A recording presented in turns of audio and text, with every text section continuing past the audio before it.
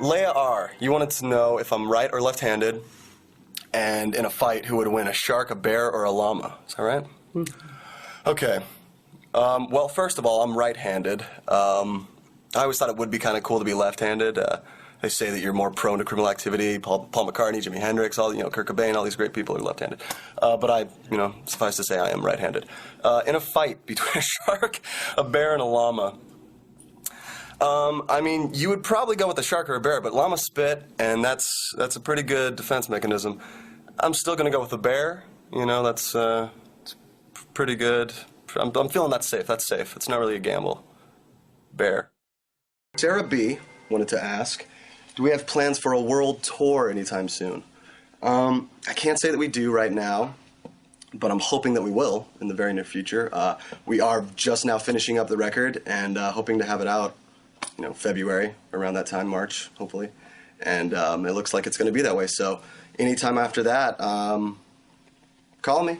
We'll head down, hopefully. We'll see how it goes. Thanks for your question, Sarah.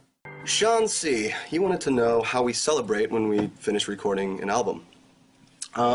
It depends, this time around, we thought we were done probably 3 times throughout the process. So we celebrated, and when I say celebrate, I mean we went swimming in our friend's pool, which was pretty much the extent of it. I think when we finally get it mixed, finally get it mastered, and we have a date set for it, we will definitely have to do something. And maybe we'll host a live internet feed of the party and everybody can party with us. It might be kind of fun, so thank you for your question. We're about to release a new album. We've been working on this album a little longer than expected, but I think it was good. It was definitely necessary. We had just taken some time apart from each other, and Spencer and I have been working on it for, I guess it's been about 1.5 years. So we have songs that are a little older and some ones that we've written in the past 3-4 months, and so it's pretty random, spontaneous, and we're really excited, so it's good. How do you usually start with an idea for a song? How do we usually start an idea? Well, one person always has to come up with something to springboard it. There has to be something that somebody wants to get off their chest or talk about, or maybe a story somebody wants to make up. There's really, you have carte blanche for chaos in songwriting. It's pretty awesome. So we take full advantage of that. There's a few songs that are very straightforward, very honest, just relating to things that we've been through in the past year. And then there's some things that we just fabricated, made up, stories, fun stuff, lyrics that don't really make sense but sound cool, we thought. So yeah, it's all over the place, but it's fun nonetheless. This is a good question. Sonia R. wanted to ask, she said that her favorite period of time was the 50s and the 60s, and wanted to know what ours were. That is a great question, and I don't know if I have a great answer for it. I've really always been into, from roaring 20s to the 50s and 60s, for a lot of different reasons. Fashion from the 30s is always catching my eye, and just weird propaganda that they would use in ads. It's very interesting stuff. And music-wise, I think Spencer and I listened to mostly stuff from 60s, 70s, and 80s, which I guess it's because of our parents. We can blame our parents for that.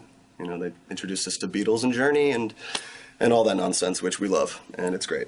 So, hope that answers your question. Maddie N., you wanted to know, what can we look forward to within the next year?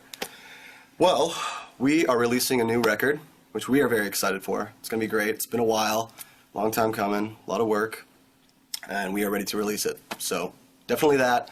Definitely some shows coming up. We are hoping to just really work on the road. We kind of miss tour. It's been a while since we've been on the road, so no more one-off shows unless we're on tour. That's what I'm declaring. So definitely a lot of shows, new record. Hopefully we'll get to interact with you guys somehow, maybe get to see you very, very soon. And that being said, thank you so much for all your support. We love you. I am Brendon. This has been your questions answered by me, and I hope I did justice. Thank you so much. Sam B. wanted to know what we miss most when we're on the road. probably be my girlfriend and my dog. I get very homesick. It's kind of a bummer. My dog is a little Jack Russell, and he is ballistic and crazy, and I miss his energy when I'm on the road, so I try to make up for it on stage and just act like a Jack Russell Terrier, and it works out, and I miss him more, and then I see him, and he runs into my arms, and it's a great embrace, but definitely my girlfriend and my dog. Thank you. Welcome back to Panic at the Disco Corner. I am Brendon Urie, and I will be answering some of your fan-submitted questions. Lisette C. wanted to ask, well, she wanted to tell me that one of her bucket list items was to play guitar with us, which is very flattering. That is awesome. And I hope that we can in the future, very soon. And she wanted to know what was on my bucket list. And I'm sorry to say I haven't made a bucket list yet, but I'm sure it would be 10 pages thick of stuff that I have never tried. I guess we could name a few.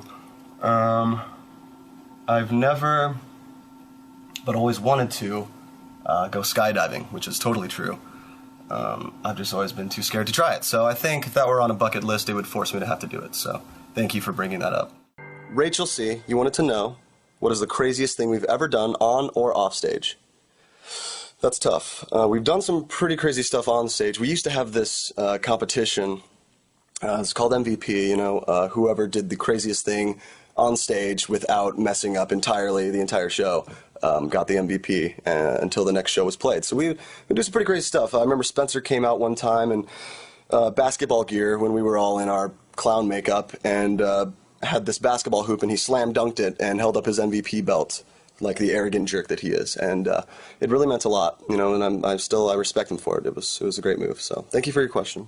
Monica T., you wanted to know, what is the one thing that we can't live without on tour? We have to have. That would probably be our laptops. We do everything on this thing. It holds our life. We have to record music. It's very, very important. Laptop. That's it. Thank you for your question. Omar C., you wanted to know what Panic song we loved personally and had the most meaning to us. I would have to say probably Time to Dance, only because it was the first song we ever wrote as a band. And when that happened, I wasn't even sure. I was actually the guitar player, and we were writing melodies for Ryan to sing, which was weird thinking about now. And so I wasn't really planning on staying in the band. I actually almost quit to go to college in Arizona to cut hair for some stupid reason. I don't know why that was. And that didn't work out, so I'm glad it didn't, and I'm in the band, and that song was very important for me. So hope that answers your question. Peter R., you wanted to know what our rituals are before we go on stage. For festivals, we do have one. And I think we've mentioned this a few times. We have to do the quack, quack, quack, go Ducks from Mighty Ducks before any festival. So that's just festivals alone. Shows, though, I don't know if there's anything in particular. We warm up a little bit, you know, warm up the Vox, tune the guitars, play leapfrog, and no, I don't know. We don't really have anything. We eat turkey and no bread because it's good for the voice, and that's about it. We're not very superstitious, so pump some loud music. That is one thing. Rachel W., you wanted to know where our ideal space for creating music is. Well, we do write all of our own music, which I'm proud to say. You know, it's different every time. A lot of this was done in different, you know, various spots. It started writing. We were living together in a place in Malibu. We had just moved to California, so we were new to everything and just kind of getting to know the area. So we wrote there for probably about 7 or 8 months.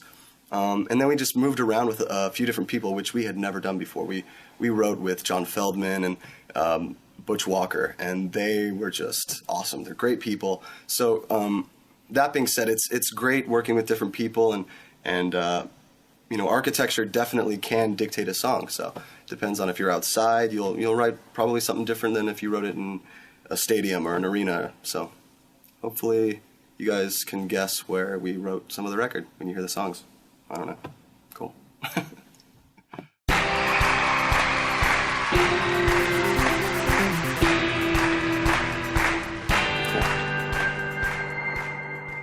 Emily S., you wanted to know 3-band lineup, living, dead, who would it be? Great question. Really hard to answer. I feel like I could do the safe answers. I'd be Queen. They would headline. Radiohead. And Arcade Fire. I think that would be pretty sweet to see. And if I could be the hype man or the MC and introduce them, that'd be awesome too. But thank you for your question, Emily.